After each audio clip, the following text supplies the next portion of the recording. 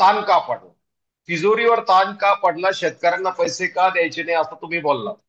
शेतकऱ्यांच्या कर्जमाफीला जो कालावधी त्यांनी घ्यायचा प्रयत्न केलेला आहे, त्याचं कारण ग्रामीण अर्थकारणासाठी आज भारताच्या महाराष्ट्राच्या कृषी विभागासाठी मध्यंतरी कृषी मंत्री महोदय बोलले की मी ओसाडगावचे पाटील की कृषी मंत्रालय.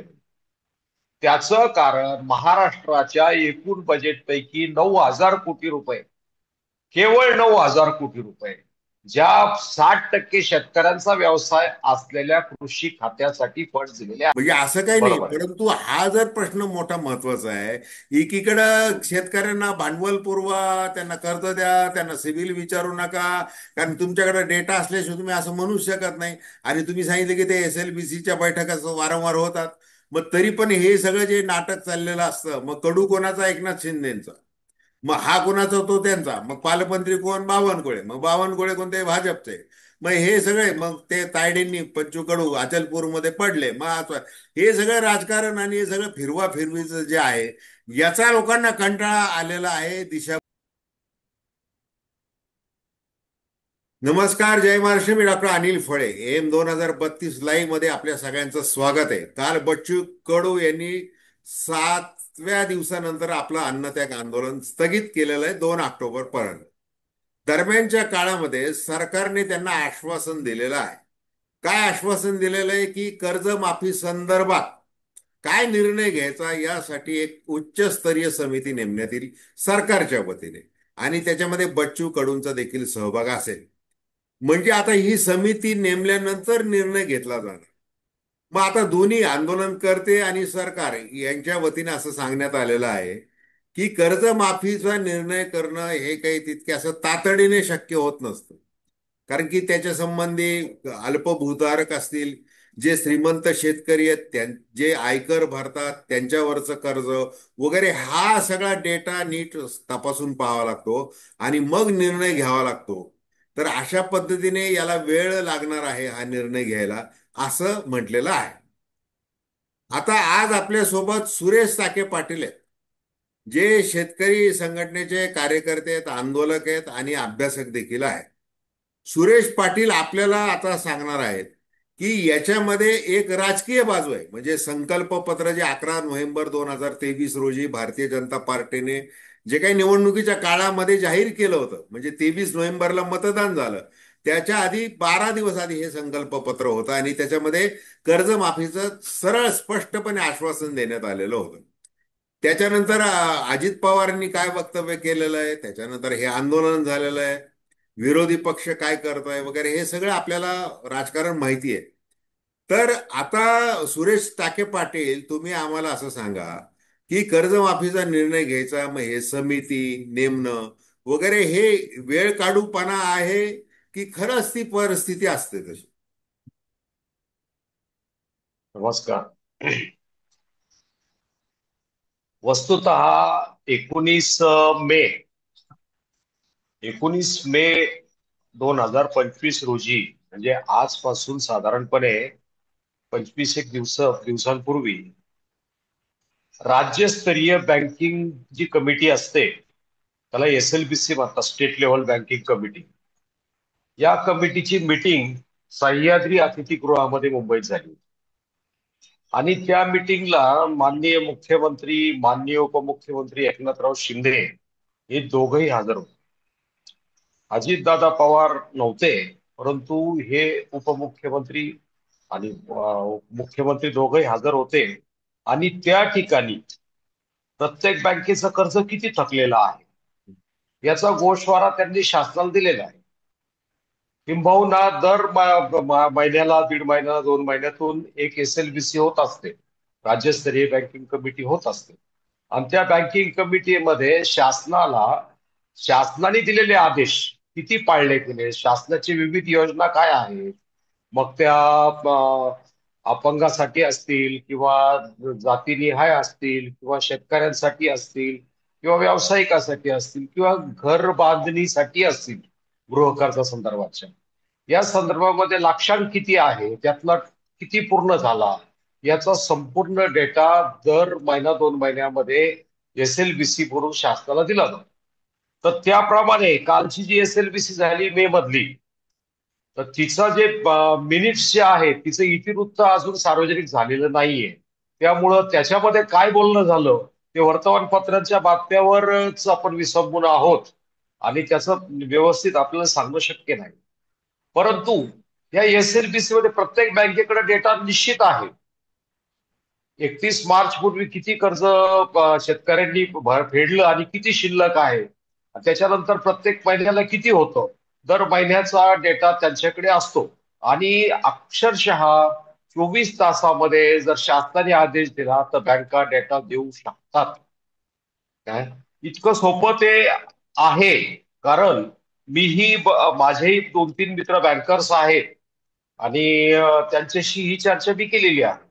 नाही, आता आता बघा सगळ्यात सुरेश चाके पाटील, मी तुम्हाला अडवतोय. माझ्या प्रश्नाचं तुम्ही उत्तर दिलेलं आहे एका ओळीमध्ये, की हे जे समिती नेमणं आणि मग ते निर्णय घेणं वगैरे हे फक्त वेळ काढूपणाचं लक्षण आहे, असं सरळ तुम्ही अगदी उदाहरण देऊन सांगितलेलं की 24 तासामध्ये सुद्धा सरकार निर्णय घेऊ शकतं कर्जमाफीच्या घेऊ संदर्भात, शकता, घेऊ शकता, असं घेऊ स्पष्ट शकता. तुम्ही सांगितलेलं आहे.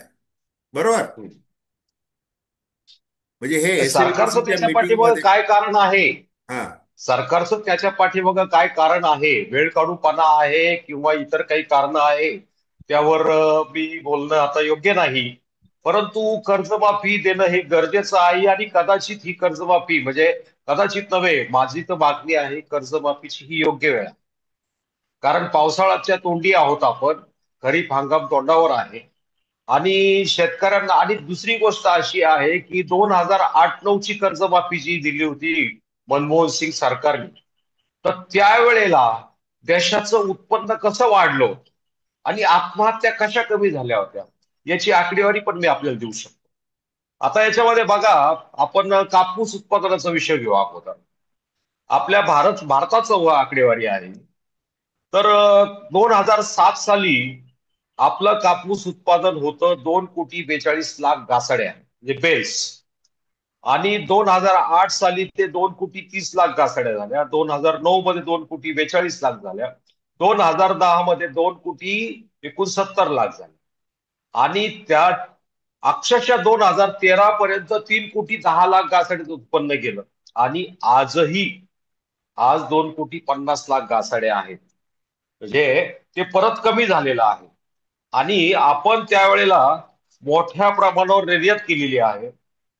म्हणजे निर्यात जर बघितली तर 2007-8 ला आपली 23,00,000 घासड्या होती आणि ती 9-10च्या दरम्यान आपली 50,00,000 घासड्या झाली. नंतर 1,10,00,000 घासड्या झाली. आज आपण फक्त 14,00,000 घासड्या म्हणजे बेल्स आपण निर्यात करतो.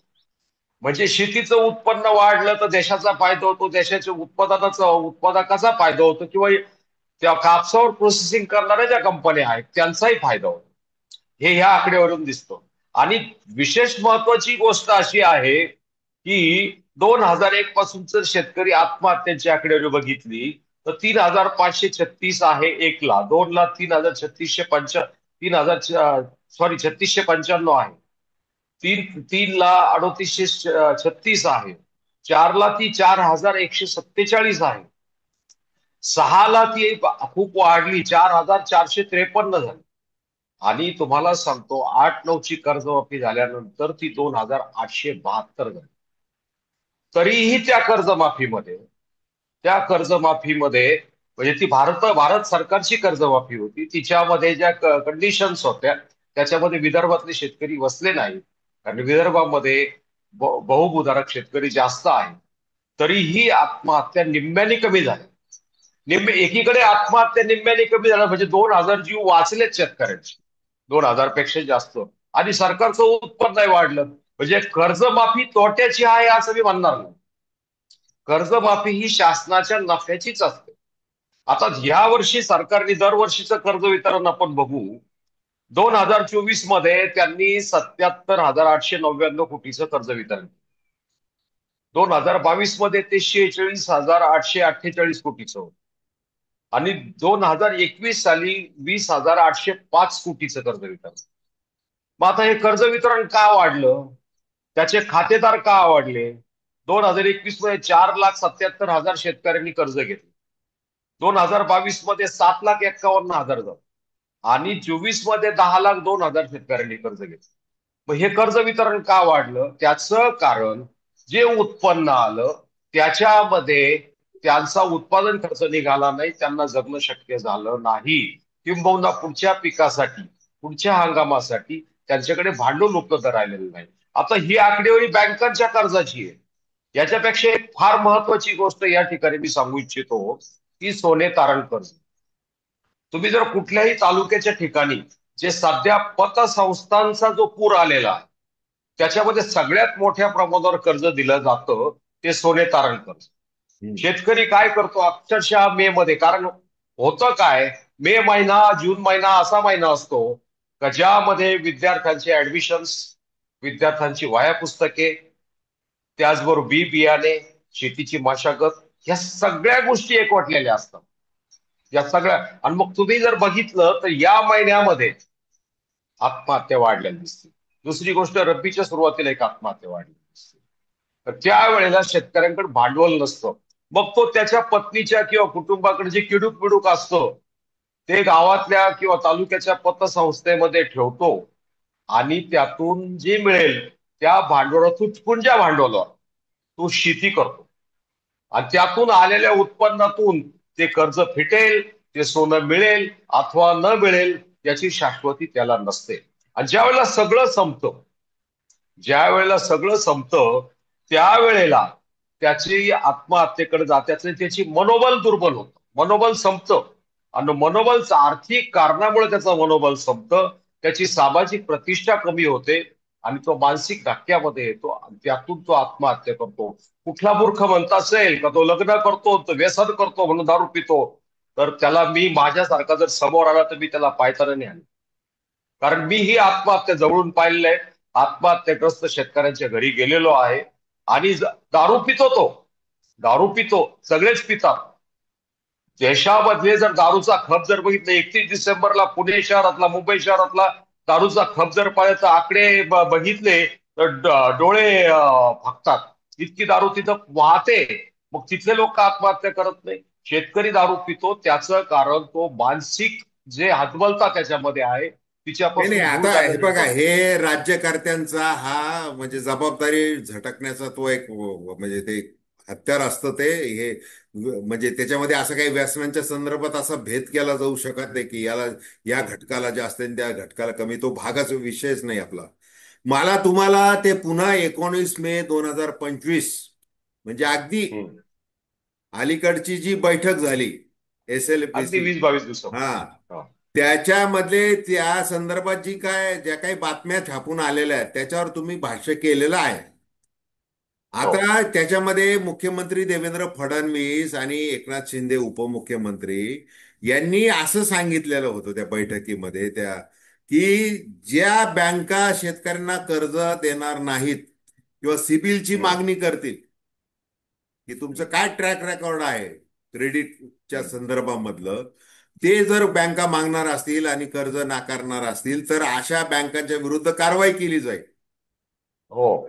म्हणजे थोडक्यात आम्ही कर्ज माफ करत नाही, परंतु शेतकऱ्यांना जर कर्ज पाहिजे असेल त्यांना भांडवल म्हणून तर ते तुम्ही द्या, असं शासनाने धोरण पत्करलेलं आहे आणि ते जाहीर केलेलं आहे. अशा पार्श्वभूमीवर आता कर्ज माफी केली पाहिजे ही मागणी हम्म. आहे मूळ. आणि जसं हम्म. आता तुम्ही सांगितलं कापसाचं उदाहरण दिलं, सोन्याचे तारण वगैरे हे ते सगळं जे सांगितलं चित्र उभं केलं, तर मग ही भांडवलाचे शेती उद्योग म्हणून, मी मुद्दाम तो हम्म. शब्द वापरतोय, उद्योग म्हणून हो. जर करायचा आहे त्याला, तर त्याला ते वर्किंग कॅपिटल, त्याला भांडवल लागणार आहे सगळ्या. आता हे खरीप अर्थात. हंगामाच्या मुहूर्तावर हे सगळं असं असताना तो मागणी करतोय. मग आता बच्चू कडू काल असं म्हटलेले आहेत की जर तुम्ही आधारभूत किमती हमी भाव जर नीट दिला तर आम्हीच सरकारचं कर्ज फेडू, हम्म. म्हणजे तेवढं आम्ही सक्षम होऊ शकतो असं ते त्यांनी म्हटलेलं आहे. आता हे सांगा तुम्ही, ती जी बैठक आहे त्या बैठकीबद्दल नीट सगळ्यांना सांगा तुम्ही की जर 1.5-2 महिन्याला अशा प्रकारचा आढावा बैठका होतात, कोणत्या प्रकारचं किती कर्ज आहे याचा डेटा उपलब्ध असतो काय. आणि मग तुम्ही आता असं म्हटलंय की सरकार तरी 24 तासात करू शकतं. सरकारकडे एवढी आता कसं आहे म्हणजे पंतप्रधान नरेंद्र मोदी असं स्वतः म्हणतात की सोन्यानंतर भाव कशाला आहे, तर तो डेटाला आहे.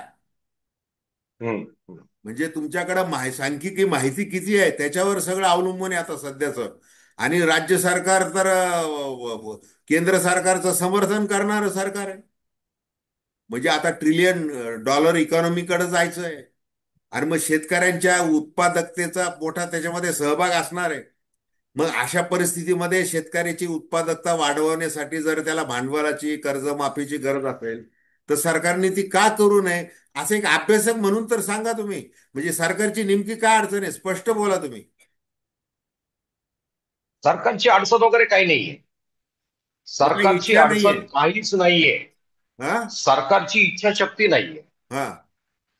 सरकारची इच्छाशक्ती नाहीये.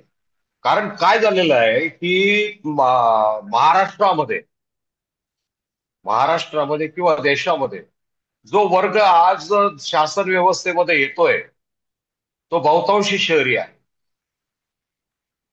कारण लोकसंख्या जशी जशी शहराकडे एकवटली जाते, शेतकऱ्यांची मुलं, मजुरांची मुलं नोकरी धंद्याच्या निमित्ताने शहरात गेलेली आहे. आणि त्यामुळे मतदारसंघ शहरात वाढलेले आहे. मुंबई, पुणे, ठाणे आणि नाशिक ह्या चौकोनामध्ये जेवढे मतदारसंघ आहेत, जेवढे आमदार आहेत, किंवा त्यात मग संभाजीनगर असेल, नागपूर असेल, कोल्हापूर असेल, सोलापूर असेल, अशा शहरांमधले जर ते एकूण शहरी सदस्यांची जर आपण विधानसभा सदस्यांची जर प्रतिनिधींची चर्चा केली तुलना, तर ते ग्रामीण भागातील जे लोकप्रतिनिधी आहेत त्यांच्या इतके आहेत.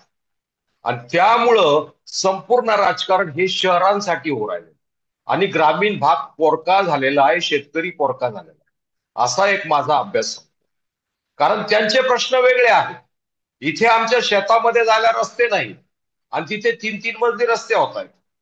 काय मग आता कुठेतरी त्याचं परत फिरा फिरा ग्रामीण भागाकडे, की आता विदर्भ मराठवाडा ओस ठेवायचा का, ग्रामीण महाराष्ट्र ओस ठेवायचा तर ह्या चौकोनातच सगळं वाढवायचंय. काय नाही आज नाही, बरं का ताके शहरामध्ये पाटील. जो खर्च बरं का होतो, ताके पाटील, तुम्ही शहरामध्ये जो, हा बोला. नाही नाही, तुम्ही मला थेट सांगा की आता असं म्हटलं जात आहे की सरकारच्या तिजोरीवर ताण आलेला आहे. आता तो ताण का आला? की लाडकी बहीण योजना आहे. या लाडकी बहीण योजनेसाठी ते ₹1,500 दरमहा देताना नाके नऊ आता यायला लागलेले आहेत. म्हणजे आता डिसेंबर पासून ती सुरुवात झाली, आता हा जून महिना आहे, म्हणजे 6 महिन्यातच ही अवस्था आहे. मग आदिवासी विभागातला सामाजिक न्याय मधला काही निधी इकडे तिकडे वळवायचा, आणि तो वळवताना असं सांगायचा अर्थमंत्र्यांनी की तो वाढीव निधी दिलेला होता तो आम्ही करतोय, म्हणजे निधी कमी करत नाहीये विभागांचा, असं ते एक समर्थन केलं जातंय. पण बातम्या येतात ते वस्तुस्थिती तशी दिसतीये. खाजगी स्तरावर प्रशासकीय अर्थ खात्याचे अधिकारी सगळं मान्य करतात. फारच म्हणजे हालत एकदमच खराब आहे. या सगळ्या पार्श्वभूमीवर सरकारला कर्जमाफीचा निर्णय घेणं म्हणजे अवघड जात आहे. त्याच्यामुळे हे वेगवेगळे कारण दिले जातात. आता ते याचं तुमचं दारूवरचा कर वाढवलेला आहे, त्याचं मूल्य वाढवलेलं आहे. 14,000 कोटी रुपये त्याच्यातून मिळणार आहेत सरकारला. ते ठीक आहे, म्हणजे सरकारने आशे प्रयोग केलं तर काय हरकत नाही. शेवटी दारूबंदी ते म्हणजे त्याच्यावर भाव वाढवला तर काय हरकत नाही. परंतु मग असा असा हा निर्णय, मग जसं आता आपण आपल्याच चर्चेमध्ये 2 दिवसापूर्वी आपण जे बोललेलो आहोत की राज्य सरकारने काय केलं पाहिजे, केंद्र सरकारला विनंती केली पाहिजे. केंद्र सरकारने केलं बरोबर. पाहिजे. मग आता डबल इंजिनचं सरकार आहे हे. काय संकल्प पत्रामध्ये म्हटलं होतं, मग आता पंतप्रधान नरेंद्र मोदी ते ऐकू शकत नाही का? आणि शिवराज सिंग चौहान किंवा हे जे सगळे आहेत मंत्री, त्यांना ते सगळं माहिती आहे ना, मग ते हे निर्णय घेऊ शकत नाही का? मग असं असताना, असं हे सगळं असताना असं काय म्हटलं जाते की आता काय की ऑक्टोबर पर्यंत आंदोलन स्थगित करा, आपण समिती नेमू, मग बघू. आणि इकडे बैठकांना तुमची कुठली बँक आहे त्या SLBC मध्ये, कुठली बँक आहे सध्या बँक ऑफ महाराष्ट्रासाठी कुठली? महाराष्ट्र जी आहे, bank of Maharashtra bank of ही महाराष्ट्र. महाराष्ट्र बँक ऑफ ही महाराष्ट्राच्या महाराष्ट्र माध्यमातून इतर बँकांचं वगैरे ते सगळा डेटा येतोय, कोणत्या प्रकारचं किती कर्ज आहे वगैरे, हे ते तुम्ही सांगताय की 24 तासामध्ये ते कर्ज म्हणजे त्याचा डेटा तुम्हाला उपलब्ध होईल आणि निर्णय तुम्हाला घेता येऊ शकतो. मग ती इच्छाशक्ती राज्यकर्त्यांची का दिसत नाही, हे नाही, सांगा बँक ऑफ तुम्ही. महाराष्ट्राचं जर बँक ऑफ आता हे महाराष्ट्र ही तांत्रिकदृष्ट्या कायदेशीरदृष्ट्या हे सगळं डेटा उपलब्ध आहे व्यावहारिकदृष्ट्या, तरी देखील हा वेळ काढूपणा का, याचं उत्तर द्या तुम्ही. बँक ऑफ महाराष्ट्र ही महाराष्ट्रातील राज्यस्तरीय बँकिंग कमिटीची होस्ट बँक आहे. कर्नाटकची कॅनरा आहे, मध्य प्रदेश सेंट्रल बँक आहे, गुजरातची सेंट्रल बँक आहे, अशा प्रत्येक राज्याच्या बँका आहेत. आंध्रा बँक आंध्र प्रदेशची आहे. तशी बँक ऑफ महाराष्ट्र ही महाराष्ट्राची एसएलबीसीची होस्ट बँक आहे.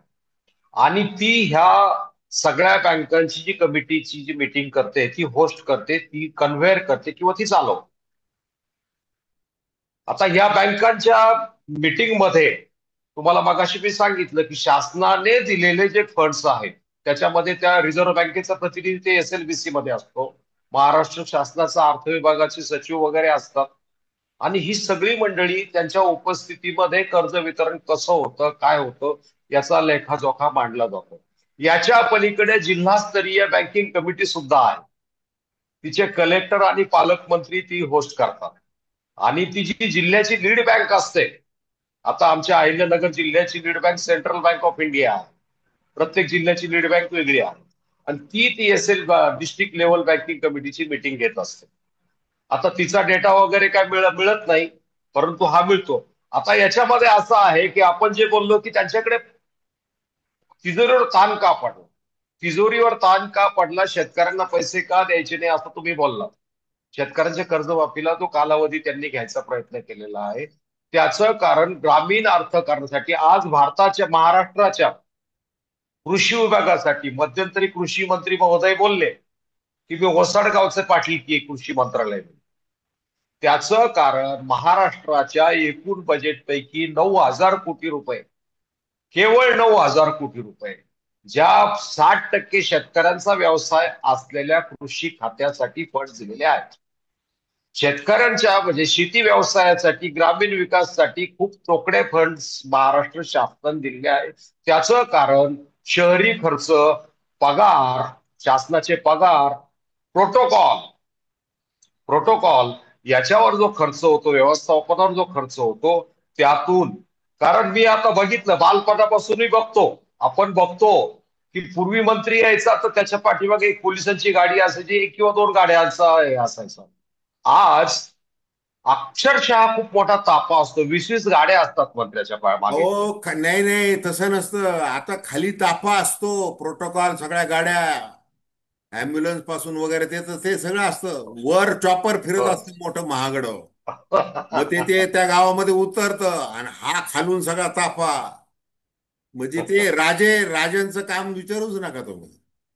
हो हो, आपण राजेशाहीकडेच चाललेलो आहोत. हा. तर मला आता या निमित्ताने मला सांगायचं आहे की शेतकऱ्यांना कर्जमाफी का गरजेची आहे.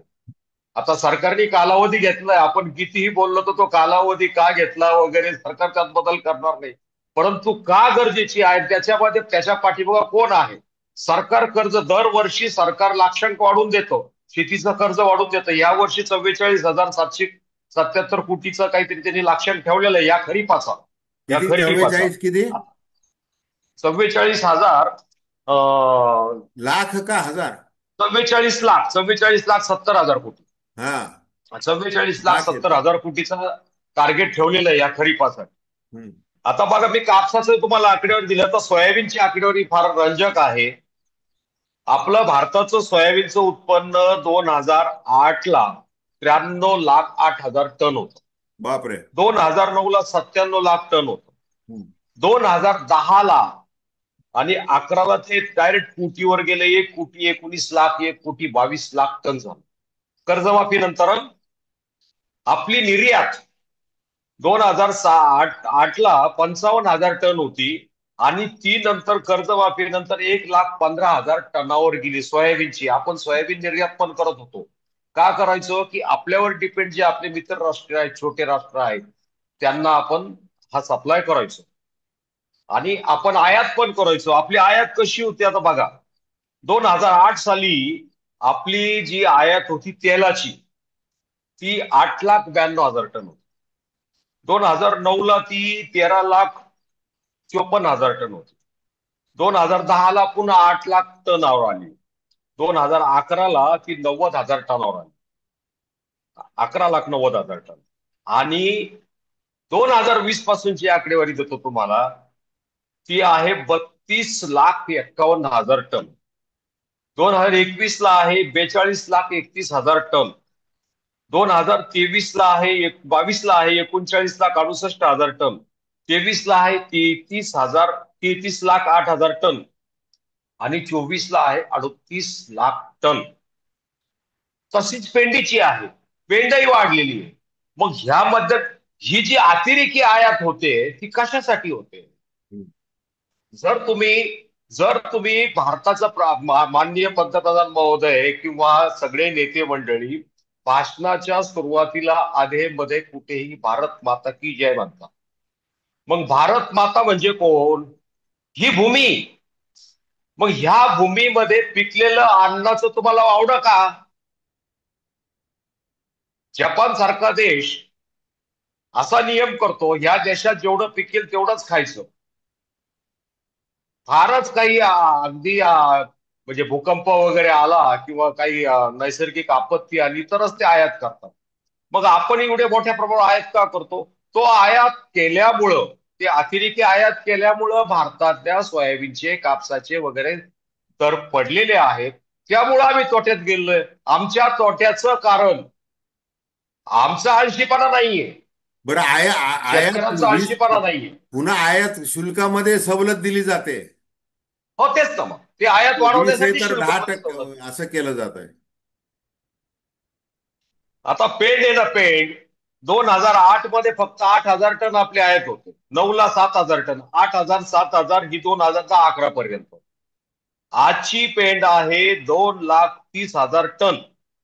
2020ची आणि 21ची 6,46,000 टन. त्यावेळेला ठीक आहे दुष्काळ असेल, पण आज 50,000 टनाची आयात मागच्या वर्षीची. म्हणजे एवढी पेंड का आपण आयात केली? आपल्या देशातली पेंड सोयाबीन पासून पेंड होत नाही का? काय? हा पोल्ट्री लॉबीचा दबाव आहे. म्हणजे हा सगळा प्रकार जो आहे, हा शेतकऱ्यांना न्याय देणारा नाही, अन्याय करणारा आहे. अशी विविध पिकाची आकडेवारी देता येईल, पण आता आकडेवारी किती द्यायची यालाही मर्यादा आहे. आपण गहू उत्पादनामध्ये कर्जमाफी नंतर मोठ्या प्रमाणावर एक्सपोर्ट करायला लागलो. हेही खरं आहे. तांदूळ मोठ्या प्रमाणावर एक्सपोर्ट करायला लागलो. आपण जो जो देश 1971 साली अमेरिकेच्या त्या याच्यावर डिपेंड होता, त्या लाल गव्हावर, तो देश आज निर्यात करतो. आम्ही आळशी म्हणून होतो काय? जे कुणी तज्ज्ञ म्हणतात की शेतकरी आळशी आहे किंवा शेतकरी व्यसनी आहे, मग हे काय आपोआप पिकतं का? तर ह्या अशा परिस्थिती आहेत की सरकारला जर इच्छा असेल, सरकारने कर्जमाफी, माझी विनंती आहे आपल्या माध्यमातून, की खरीपाच्या तोंडावर आज जर कर्जमाफी लवकर झाली तर देशाच्या उत्पन्नात भर पडेल, शेतकऱ्यांच्या आर्थिक उन्नतीमध्ये वाढ होईल, त्यांची जीविका सुधारेल. एकूण कर्जमाफीमुळे सगळ्या घटकावर त्याचा परिणाम होऊन महाराष्ट्राचं उत्पन्न वाढण्याची शक्यता आहे किंवा वाढू शकेल असा माझा दावा बरं, आहे. जाता जाता कारण आपली जे वेळ आलेलं संपली बरं उत्पन्न. का ताके पाटील, आपली वेळ संपलेली आहे. जाता जाता सांगा की वेळ काढूपणा का केला जात आहे, पुन्हा एकदा सांगा. आणि 24 तासात कर्ज माफी केली जाऊ शकते आणि ती कशा प्रकारे हे देखील सांगा थोडक्यामध्ये. सगळे आकडेवारी त्यांच्याकडे आहे. त्यांनी राज्यस्तरीय बँकिंग कमिटीची मीटिंग बोलवली आणि बँकेना डेटा द्यायला सांगितला, तर अक्षरशः 24 तासामध्ये बँका तो डेटा तयार करून शासनाला पुरवू शकतात. त्यानंतर त्यांना काय अटी शर्ती टाकायच्या त्याचा निर्णय घेऊन शासन करू शकतं. परंतु का कुणास ठाऊक, मलाच त्या कारणात मीच अनभिज्ञ आहे. इतका मोठा कालावधी शासनाने का घेतला, हा वेळ काढूपणा का चालवला, याबद्दल मीच अनभिज्ञ आहे. विनाकारण अंदाजे मी काही बोलणार नाही. एसएलबीसी जर मिनिट जर आपल्याकडे असते तर आणखी सोयीस्करपणे बोलता आलं असतं, मी पण ते मी सार्वजनिक काही झालेलं मी काही बोलणार नाही असं म्हणत तुम्ही सगळ्या प्रकारचं बोललेलं आहात. बरं का? आहे. आता तुम्हाला राजकीय भाष्य करायची इच्छा दिसत नाही ते ठीक आहे. आणि म्हणजे त्याचं म्हणजे तुम्ही एक अभ्यासक आहात, आंदोलक आहात. पक्ष भेद सगळं बाजूला ठेवून आपण बोलतोय. आम्ही पत्रकार काही बरोबर. शासनाच्या विरोधातच बोलतोय असं काही नाही. शासनाचे असं जे नाहीये. चांगले निर्णय असतात त्याच्याबद्दल स्वागत करतातच लोक. म्हणजे असं काही नाही. बरोबर आहे. परंतु हा जर प्रश्न मोठा महत्वाचा आहे, एकीकडं हम्म. शेतकऱ्यांना भांडवल पुरवा, त्यांना कर्ज द्या, त्यांना सिबिल विचारू नका, कारण तुमच्याकडे डेटा असल्याशिवाय तुम्ही असं म्हणू शकत नाही. आणि तुम्ही सांगितलं की ते SLBCच्या बैठका वारंवार होतात. मग तरी पण हे सगळं जे नाटक चाललेलं असतं, मग कडू कोणाचा? एकनाथ शिंदेचा. मग हा कोणाचा? तो त्यांचा. मग पालकमंत्री कोण? बावनकुळे. मग बावनकुळे कोणते? भाजपचे. मग हे सगळे, मग ते तायडेंनी पंचू कडू अचलपूरमध्ये पडले. मग हे सगळं राजकारण आणि हे सगळं फिरवा फिरवीचं जे आहे, याचा लोकांना कंटाळा आलेला आहे, दिशाभूल होती आहे. शेतकरी आपला मरतोच. आणि त्यासाठी आपण ही चर्चा या चॅनलवर करत असतो.